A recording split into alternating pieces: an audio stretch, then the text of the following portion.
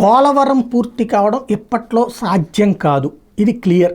ఈ 5 ఏళ్లలో కూడా అవుతుందన్న నమ్మకం లేదు. ఎందుకంటే ఇప్పటికీ అది తేలాల్సినటువంటి అంశం. గతంలో కుదుర్చుకున్న ఒప్పందాల ప్రకారం దాని R&R ప్యాకేజీ బాధ్యత రాష్ట్రమే తీసుకోవాలి.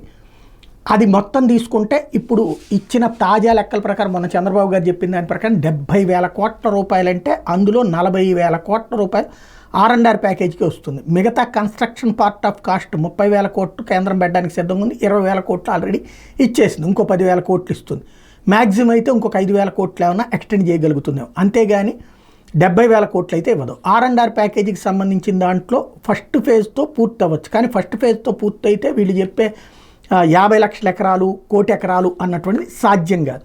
కాబట్టి ఇప్పుడు దానికి తోడు ఇవన్నీ తేలాల, ఏది నిపుణులు చెప్పేటటువంటిది, ఆ తర్వాతన గ్రౌండ్ లెవెల్లో మార్చాల్సినటువంటి ఇవన్నీ తేలాలి. వీటన్నిటిని దృష్టిలో పెట్టుకుని పోలవరానికి సంబంధించి కీలకమైనటువంటి అంశం. ఆ మధ్యన ఏం చేశారు, క్రిందటిసారి పోలవరం పూర్తి కాదని తెలిసినే పట్టిసీమ కట్టించి, పోలవరం పూర్తి అయితే ఇంకా పట్టిసీమ పడింది.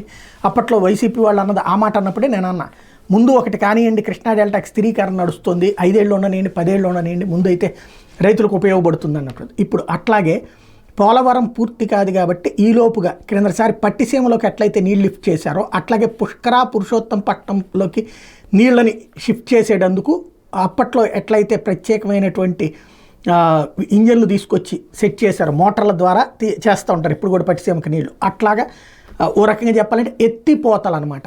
గోదావరిలో నీళ్ళని ఎత్తి అటు పురుషోత్తంపట్నంలోకి పుష్కరలోకి పోసి వాటి ద్వారా నీళ్ళు ఇచ్చేసేస్తే పంట కొత్తగా పండుతుంటే ఇక అప్పుడు ఈ అంశం చర్చకి రాదు.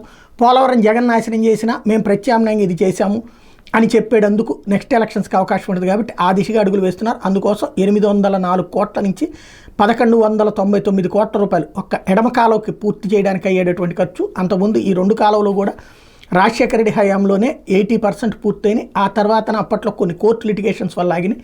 క్రిందసారి పట్టిసీమ విషయంలో దేవినేని ఉమా చొరవ తీసుకుని వాళ్ళందరితో మాట్లాడి కోర్టు కేసులు విత్డ్రా చేసేటట్టు చేసి వాళ్ళకి పరిహారాలు ఇచ్చి అందులోంచి నీళ్లు పోయించారు. ఇప్పుడు ఆ పని నిమ్మల రామానాయుడు తీసుకుంటున్నారు.